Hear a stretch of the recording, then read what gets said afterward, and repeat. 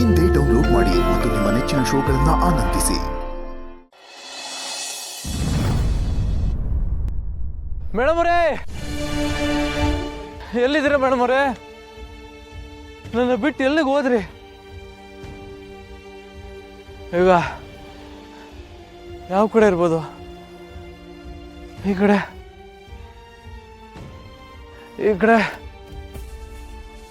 ಇಲ್ಲ ಬೇಡ. ನಾನು ಯಾವ ಕಡೆ ಅಂತ ಹುಡ್ಕೋದು? ಇಲ್ಲ, ಈ ಕಡೆನೇ ಹುಡ್ಕೊಂಬ.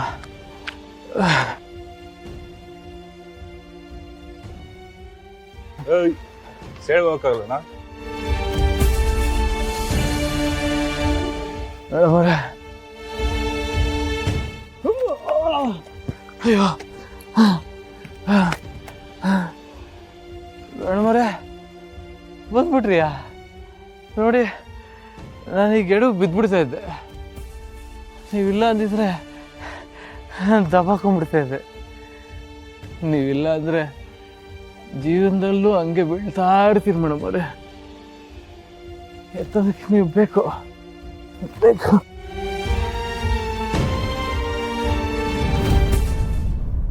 ಬೆಂಕಿ, ಭಾವನಾ ಅಕ್ಕಂಗೆ ಹೆಂಗೋ ಒಂದು ಸೂರು ಅಂತ ಆಯ್ತು. ಈಗ ಹೆಂಗಾದ್ರೂ ಮಾಡಿ ಭಾವನಾ ಅಕ್ಕನು ಸಿದ್ದು ಅಣ್ಣನು ಒಂದ್ ಮಾಡ್ಬೇಕು. ಭಾವನಾ ಅಕ್ಕ ಆ ಥರ ಬೇರೆ ಮನೆ ಮಾಡ್ಕೊಂಡಿದ್ದಾರೆ ಅಂತ ಅತ್ತೆ ಮಾವಂಗೂ ಹೆಂಗಾದ್ರೂ ಹೇಳ್ಬೇಕು.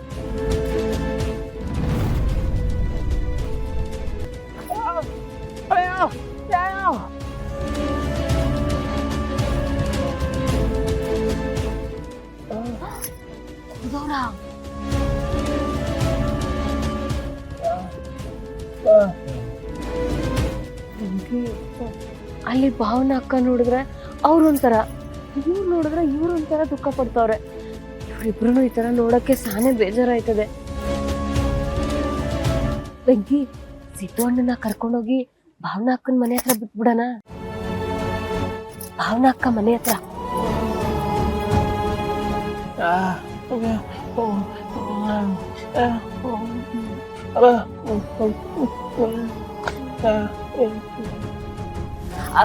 ಆದ್ರೂ ಸಿದ್ದು ಅಣ್ಣನ ಈ ಪರಿಸ್ಥಿತಿಲಿ ನೋಡಿ ಭಾವನಾ ಅಕ್ಕ ಮನ್ಸು ಕರಗ್ಬೋದಲ್ವಾ? ನಾವ್ ಹಿಂಗೂ ಯೋಚನೆ ಮಾಡ್ಬೇಕು.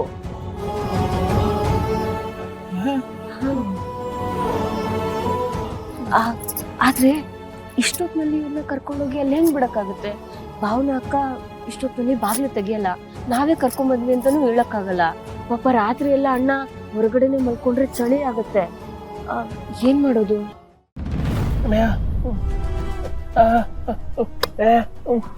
ಫ್ರೆಂಡ್ ಮನೆ.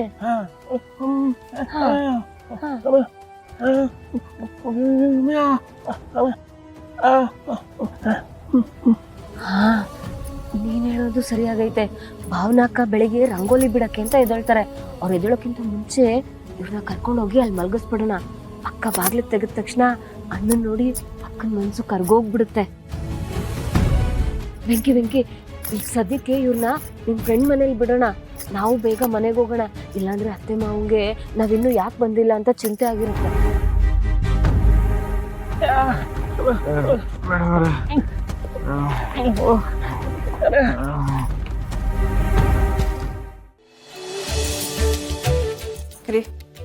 ಹಣ್ಣು ತಗೊಳ್ಳಿ.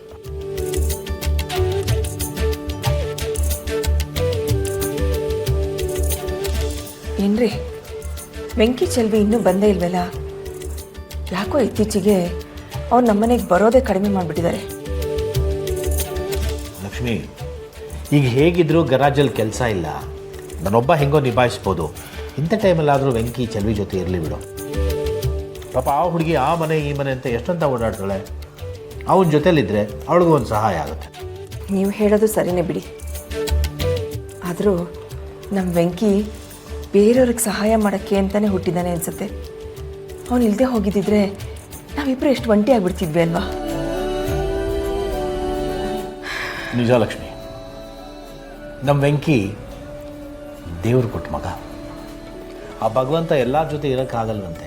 ಅದಕ್ಕೆ ಇಂಥವ್ರ ರೂಪದಲ್ಲಿ ಹಿಂಗೆ ಕಳಿಸಿ ನಮ್ಮ ಜೊತೆ ಇರ್ತಾನಷ್ಟೆ. ಓಹ್, ನೆನೆದವರ ಮನದಲ್ಲಿ ಬಂದ ನೋಡು.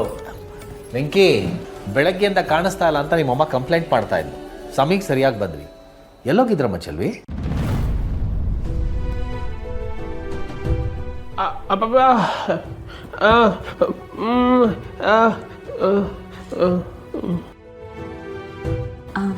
ಹೌದು ಮಾವ, ಈ ಆರ್ಡ್ರ್ ಹಿಡಿದ್ರೆ ಕೈಯಲ್ಲಿ ಸ್ವಲ್ಪ ದುಡ್ಡು ಉಳಿತದೆ, ಅದಕ್ಕೆ ಹೋಗಿದ್ದು. ಏನು ಯೋಚನೆ ಮಾಡಬೇಡಿ, ಒಳ್ಳೆ ಮನಸ್ಸಿರೋರಿಗೆ ಎಲ್ಲ ಒಳ್ಳೆಯದೇ ಆಗುತ್ತೆ. ಸರಿ, ಬನ್ನಿ ಊಟ ಮಾಡುವಿದ್ರಿ.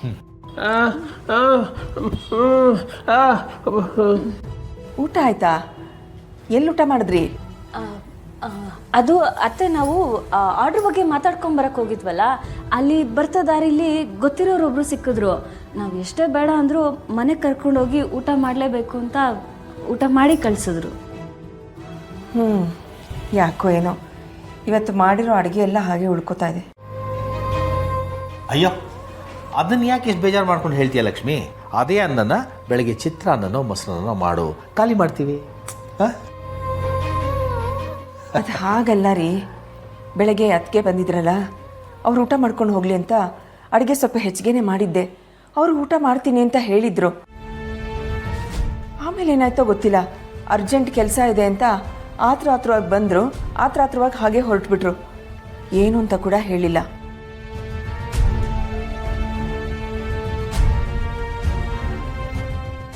ನನಗನ್ಸುತ್ತೆ ನನ್ನ ಹತ್ರ ಏನೋ ಹೇಳಕ್ಕೆ ಅವ್ರು ಬಂದಿದ್ರು ಅಂತ. ಅದಕ್ಕೆ ಯಾಕೆ ಎಷ್ಟು ಬೇಜಾರು ಮಾಡ್ಕೊಳ್ತೀಯಾ? ಬಿಡು, ಮಾಡಿಕೊಂಡು ಫೋನ್ ಮಾಡು. ಏನದಕ್ಕೆ ಹಂಗೆ ಬಂದು ಹಿಂಗೆ ಹೋದ್ರಲ್ಲ, ಏನಾದರೂ ವಿಷಯ ಆಯ್ತಾ ಅಂತ ಕೇಳು, ಹೇಳ್ತಾರೆ. ಹೌದಲ್ವಾ? ನಾನು ಈಗಲೇ ಒಂದು ಫೋನ್ ಮಾಡಿ ಬರ್ತೀನಿ. ಆಯ್ತು. ಚಲ್ವಿ, ವೆಂಕಿ ಕೂತ್ಕೊಳ್ಳಪ್ಪ. ವೆಂಕಿ, ಭಾವನಾ ಹೇಗಿದ್ದಾಳೆ? ಚೆನ್ನಾಗಿದ್ದಾಳಾ?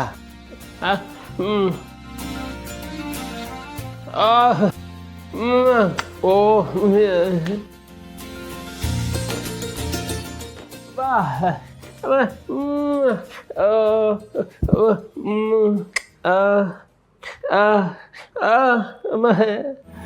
ಚಲ್ವಿ, ಅಳಿಯಂದ್ರಿಗೆ ಒಂದ್ಸಲ ಫೋನ್ ಮಾಡಬೇಕಿತ್ತಮ್ಮ. ಅವರು ಭಾವನ ನೋಡೋಕೆ ಹೋದ್ರು ಏನು ಅಂತ ಕೇಳಿ ತಿಳ್ಕೊಬೇಕಿತ್ತು. ಅಯ್ಯೋ ಮಾವ, ಅದೆಲ್ಲ ಏನು ಬೇಕಾಗಿಲ್ಲ. ಇವ್ರು ಹೇಳ್ದಂಗೆ ಸಿದ್ದು ಅಣ್ಣನೋ ಭಾವನಾ ಅಕ್ಕನೋ ಆದಷ್ಟು ಬೇಗ ಒಂದಾಗ್ತಾರೆ. ನೀವೇನು ಯೋಚನೆ ಮಾಡಬೇಡಿ. ನೀವಿಬ್ರು ಮಾತಾಡೋದು ನೋಡಿದ್ರೆ ನೀವೇ ಹೋಗಿ ಅವರಿಬ್ಬರನ್ನು ಒಂದು ಮಾಡಿ ಬಂದಿರೋ ಹಾಗೆ ಮಾತಾಡ್ತಿದ್ದೀರಾ.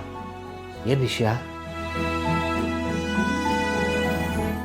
ಹಂಗೇನಿಲ್ಲ ಮಾವ, ಅವರಿಬ್ರ ಬಗ್ಗೆ ಎಲ್ರಿಗೂ ಗೊತ್ತಿರೋದೇ ಅಲ್ವಾ. ಒಬ್ರನ್ನ ಬಿಟ್ಟು ಒಬ್ರು ಜಾಸ್ತಿ ದಿನ ಇರೋಕ್ಕಾಗಕ್ಕಿಲ್ಲ. ಅವ್ರೊಂದು ಹಾಗೆ ಆಗ್ತಾರೆ. ನೀವೇನು ತಲೆ ಕೆಡಿಸ್ಕೋಬೇಡಿ.